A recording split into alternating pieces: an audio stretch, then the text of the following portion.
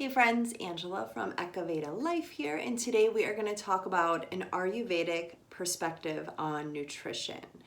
So we could talk about Ayurveda and nutrition for a very long time, and there's a lot we can say, especially if we are talking about individuals, right? We can talk about it as a whole, and then we can dive even deeper if we would be talking about you, any imbalances you're experiencing, and how we can use food to cultivate balance and health.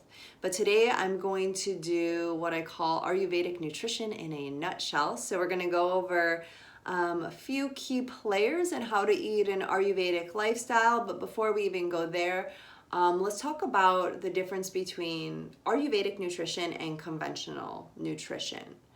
So if we break these two things down, we're going to talk about why we eat, nutritional value, focus, importance, dietary recommendations, and the slogans of each. So why we eat. Conventional nutrition is really personal preference, habit, body image, emotions, etc. There's a lot of reasons we eat. So Ayurvedic's view on this, of why we eat, is to maintain prana, to maintain our life, to nourish ourselves. Now, when we look at nutrition, the nutritional value, conventional nutrition says, or it's looking at calories, whereas Ayurvedic nutrition is looking at the 5 elements and the 3 doshas. So we're looking at vata, pitta, kapha. We're looking at space, air, fire, water, earth, right? How all of these elements play a role in our body, right? How they're distributed, how they're currently functioning. And then we also look at those 5 elements within our food and how we can use them to maintain balance. Now, the focus of conventional nutrition is counting calories from the 3 main energy sources. So that is protein, carbohydrates, and fats, and then we can also look at vitamins and minerals. And I'm not saying this isn't important, but Ayurveda looks at this in a little different way. So it focuses on how the body processes, digests, and assimilates the foods that we eat. Because none of this is going to matter. Calories, fat, protein, whatever, is not going to matter if we are not properly digesting and assimilating our food, because that process, when that is working, right, that's when we're actually absorbing those things. Because if we're not, we're just creating toxins within our body. So we need to make sure that we are digesting and assimilating our foods to nourish our body, which comes back to why we eat, right, to take in prana, to maintain our life. Now,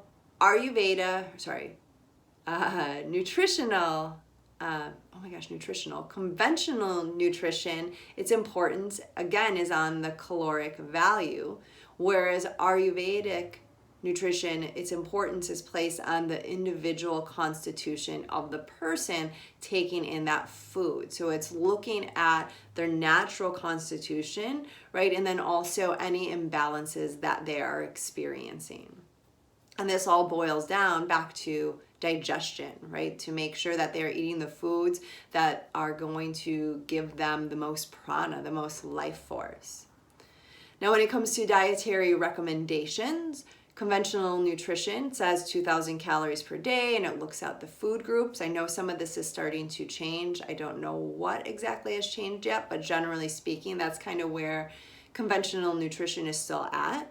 Whereas Ayurveda is looking to have all of the meals include all 6 tastes, or these are called rasas in Ayurveda, and that's sweet, sour, salty, bitter, astringent, and pungent. And again, this is like a whole nother rabbit hole we can go down, so we're not going to talk about that too much here today. Now, for the slogans of each nutritional category, conventional nutrition says you are what you eat, whereas Ayurvedic nutrition says you are what you digest. So I wanted to give that to you first, and then I'm just going to go over really the factors that Ayurveda looks at to ensure that we have that optimal digestion. And these factors are your mental attitude toward eating. So this is making sure that you are in a good and positive state of mind when you are eating. The environment in which you eat and the company with whom you eat. So making sure that you are not sitting at your work desk all stressed out, just shoving food, in your face, or you didn't just have a fight with someone and then you're trying to eat your meal together, because what is happening? You are constricting everything. And when you constrict, prana, that flow, your life force is not able to move with fluidity in and out of the body. That also means that you are constricting your digestive organs, you're constricting your muscles, so you're not going to have optimal digestion. Also, the amount of attention paid to the process of eating. This simply means remember to chew your food. And Ayurveda, I think, says, I forgot how many teeth we have, you guys. I think it's 32, 34. I totally have to look this up. But ideally, you chew as many times as many teeth as you have. Maybe you have less teeth. I don't know. So maybe that would be a smaller number.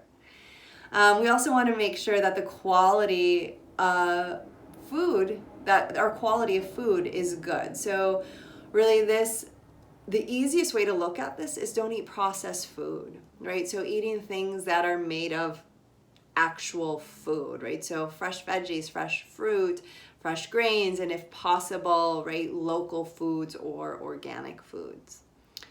We also want to pay attention to how the food is prepared. And I love this. And I feel like I talked about this with someone on one of my podcasts. They were comparing it to something else. But we want to make sure that we are cooking with love, right? Again, it's all about prana, our life force. So if we're like angry, hurrying, moving quick, and we're constricting while we are cooking, or someone else is cooking with this like negative energy, right? We are taking in that energy, which is going to mess with our prana. We also want to pay attention to the order in which we eat our foods, because every food has a different digestion rate, right? And it's also going to be slightly different depending on our unique body type, but generally speaking, we want to eat fruits first, then vegetables, then grains, then dairy, and then meat. And we could break this down even further, but generally speaking, that is a good rule of thumb, because we want to eat the foods that are going to digest the quickest first.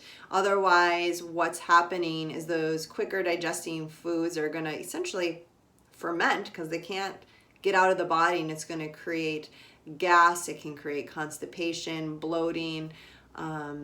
It could also lead to just other imbalances if we keep doing that. And then we want to pay attention to the liquids that we are eating with our food. So remember, our digestion is that fire element. So if we are like slamming a bunch of water while we're eating, before or after, we're putting out that digestive fire.